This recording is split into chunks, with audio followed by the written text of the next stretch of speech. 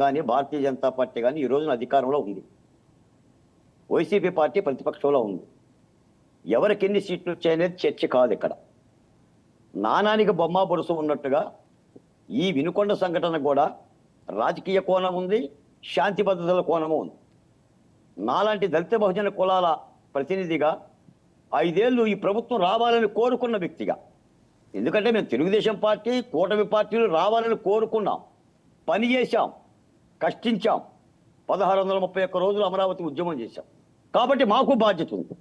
ఇలాంటి సంఘటనల పట్ల అడిగితే సమాధానం చెప్పాల్సిన బాధ్యత మాకు ఉంది.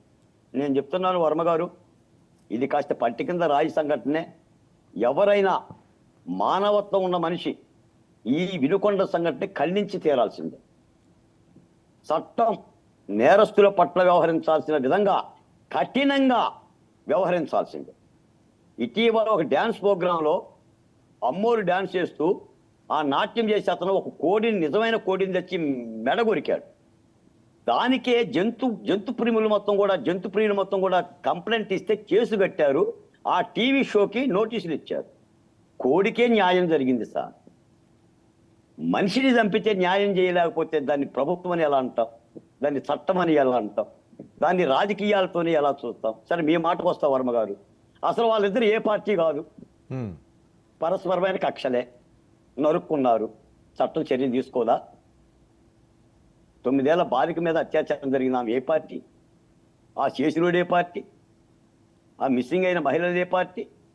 ఈ రోజున గతంలో మేము కలబడ్డది వైసీపీ మీద ఏమని, ఆంధ్రప్రదేశ్ని బీహారు యూపీగా మార్చారు అని చెప్పేసి కలబడ్డాం.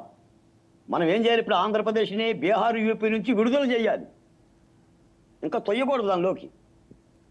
నేను ఈ రాష్ట్ర ప్రభుత్వం మీద చేత అయితే కాసిన పాలు పోస్తానండి, రాళ్ళు మాత్రం వేయనండి. ప్రభుత్వాన్ని బతికించుకోవాలి, ప్రభుత్వ అధినేతలనే ప్రభుత్వ పనితీరు చేయాలి. ఇలాంటి సంఘటనలు ఏమవుతాయి అంటే, ప్రభుత్వం చేసే మంచి పనులని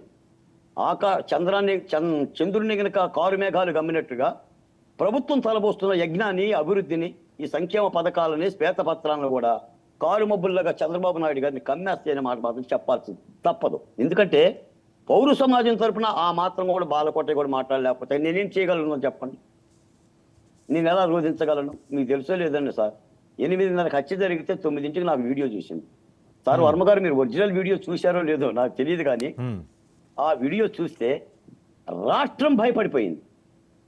నేను రాజకీయాలు మాట్లాడట్లేదు సార్, నేను జగన్మోహన్ రెడ్డి గారి మీద కలవడ్డోని, మీరు అండర్లైన్ చేయండి, మళ్ళీ దీన్ని అపార్థం చేసుకోవద్దు. రాష్ట్రం భయపడిపోయింది. రాజకీయాలు, ప్రభుత్వాలు శాంతి భద్రతలు. ఈ రోజున ప్రభుత్వాన్నే అడుగుతున్నాం. మేము తెలుగుదేశం పార్టీ అధ్యక్షుడు నారా చంద్రబాబు నాయుడు గారిని అడగట్లా, ఆంధ్రప్రదేశ్ ముఖ్యమంత్రి నారా చంద్రబాబు నాయుడు గారిని అడుగుతారు ప్రజలు.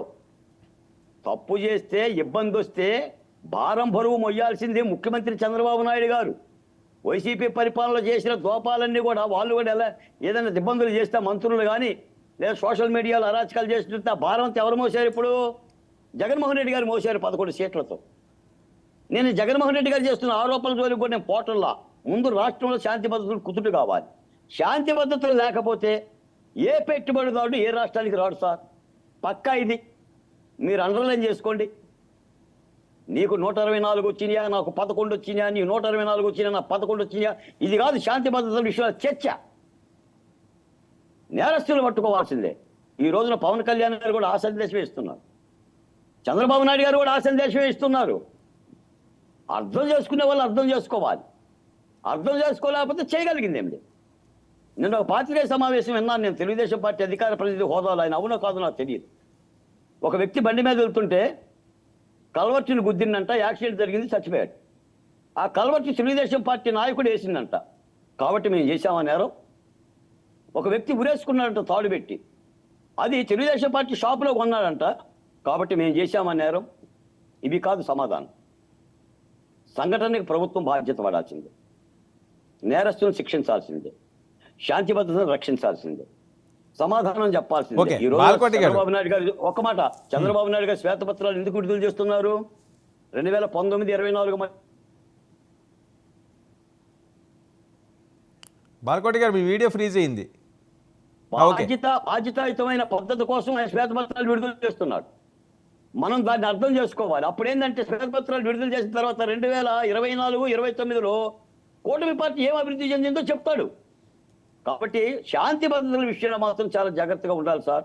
అదేం ఆషామాషి విషయం కాదు. అది ఎవరిదైనా ప్రాణమే, ఎవరిదైనా ప్రాణమే. అది ఓకే. రాజకీయాలు ఓకే బాలకోటి గారు, ఇందులో ఒక కీలకమైన అంశం ఏంటంటే రాష్ట్రపతి పాలన డిమాండ్ అవసరమా ఆంధ్రప్రదేశ్కి ఇప్పుడు? అసలు ఆంధ్రప్రదేశ్లో రాష్ట్రపతి పరిపాలన పెట్టమని చెప్పిన గత 4 ఏళ్లలో 2 ఏళ్ళు అడిగింది నేనే, హ్మ్. జగన్మోహన్ రెడ్డి గారి పరిపాలనలో. అది రాజకీయంగా ఆయన నినాదం, ఆయన పని ఆయన చేసుకుంటాడు. మనం ఆగమన్నా ఆయన ఆగుతాడా సార్? ఆయన ఒక పార్టీ అధ్యక్షుడు, ఆయన ఢిల్లీ పోతాడు, ఓకే. ఇంకా ధర్నా చేస్తాడు, ఏదైనా చేసుకుంటాడు. కానీ సంఘటన జరిగిన మాట యథార్థం. ఓకే. దీన్ని అంగీకరించాలి. ఇప్పుడు నేను తెల్లగా ఉన్నదాన్ని నలుపుగా ఉన్నదాన్ని తెలుపని నేనన్నా కూడా, మీరు అంగీకరించినా కూడా ఈ టీవీ చూస్తున్న లోకం అంగీకరించదు. అవును. నేను ప్రభుత్వానికి బాధ్యత పడమని చెప్పే వ్యక్తినే తప్ప నేను రాజకీయాలు జోలికి పోను. ఎందుకంటే నేను ఒక రాజకీయ పార్టీ కాదు కాబట్టి, ఓకే. నేను ఒక రాజకీయ పార్టీ ప్రతినిధి కాదు కాబట్టి. నాడు కూడా అంతే, నాడు కూడా మేము ముఖ్యమంత్రి జగన్మోహన్ రెడ్డి గారిని అడిగామే తప్ప వైఎస్ఆర్ పార్టీ అధ్యక్షుడు జగన్మోహన్ రెడ్డి గారిని నేనాడు ప్రశ్నించలా. అయ్యా అది అమరావతి రాష్ట్ర ప్రభుత్వం నిర్మించిందనే చెప్పా. అవును. అయ్యా చంద్రబాబు నాయుడు గారికి భూములు ఇవ్వలేదయ్యా, ముఖ్యమంత్రి చంద్రబాబు నాయుడు గారికి భూములు ఇచ్చామని చెప్పా. ఓకే.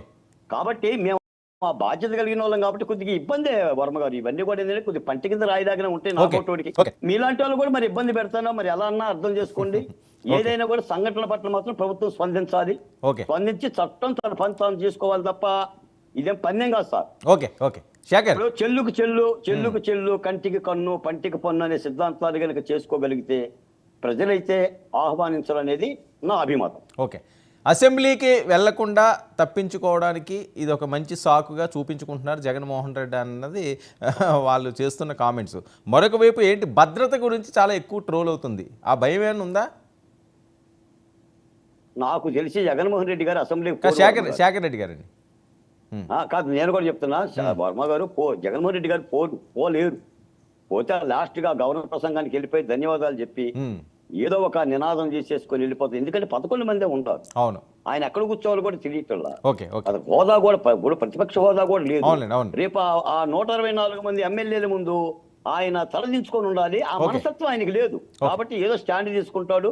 ఇప్పుడు ఈ ఎర్ర పుస్తకం మీదో లేదా ఇంకో పుస్తకం మీదో ఈ విధంగా ఢిల్లీ పోయి ఏదో ఆయన రాజకీయ పోరాటం ఏదైనా చేయొచ్చు. ఓకే. శేఖర్,